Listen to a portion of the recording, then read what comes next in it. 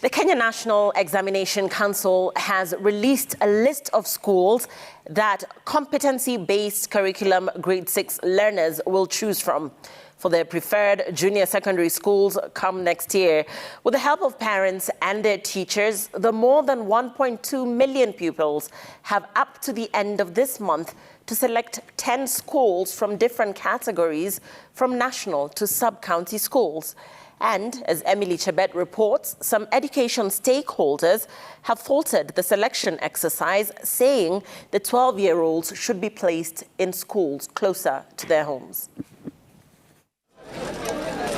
The first CBC cohort have 11 days to select schools of their choice after the National Examination Council opened the selection portal 5 days ago.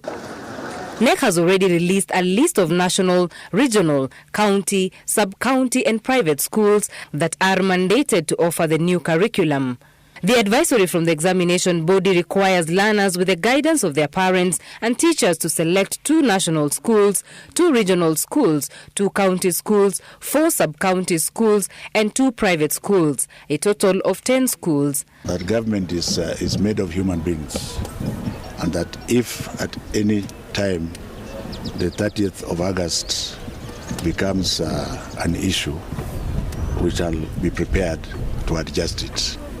But even as Magoha and his team set the ball rolling, the selection process has been criticized by a section of parents and education stakeholders who feel grade 6 pupils are too young to select schools. Education analyst Dr. Emmanuel Manyasa says it was illogical for the Ministry of Education to domicile junior secondary schools within the current high schools. According to Manyasa, junior secondary should have been housed within the current primary school structure, considering the age of grade 7 learners who are as young as 12. We can set aside sub-county secondary schools to take in these children, and then all the class 8 will transition to county, extra county and national schools. Why am I saying that? Because if we did that, we can have the class 8 and utilize the extra classes that have been built in the county, extra county and national schools to fill those spaces. Already the classes that have been constructed to house junior secondary learners have already been occupied by Form 1 learners, and according to Manyasa, many parents may be disappointed come January due to scarcity of classrooms. I think that we should not even be selecting schools because as things stand now, we are still clarifying whether we will have some children transition to the same primary schools where they are. It will get children to choose alliance, and then eventually we will not take them to alliance. And these are very young kids who can get frustrated by that. Education CS Professor George Magoha is urging parents to select schools that are near their homes, insisting on day schools.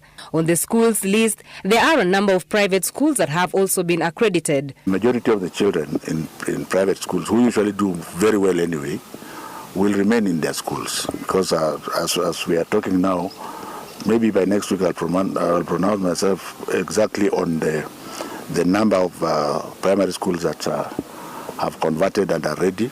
There is no public and private child in Kenya. All children are Kenyan children, and what the private sector has been doing is to supplement and fill the gaps left by the public sector. Let government give capitation to the children who will be attending private secondary schools. The assumption has been that the children going to private schools are from rich households. And it is not true. Grade 6 learners will be sitting their final exams in November. It is now 5 days into the first CBC junior secondary school selection process, and education stakeholders and the Ministry of Education are reading from different scripts. And now all eyes are on the incoming government to see how they will ensure a smooth transition of these learners come 2023. Emily Chebet, Citizen TV in Nairobi.